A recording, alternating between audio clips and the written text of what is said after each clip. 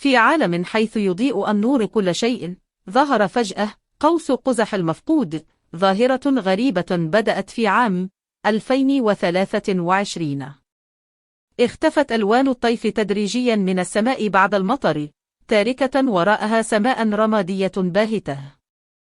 اعتقد العلماء في البداية أنه خلل مؤقت في الغلاف الجوي، لكن بعد مرور 53 يوما استمر الوضع على حاله. بدأت النظريات تتضارب، من تأثيرات التلوث غير المعروفة إلى ظواهر كونية غريبة.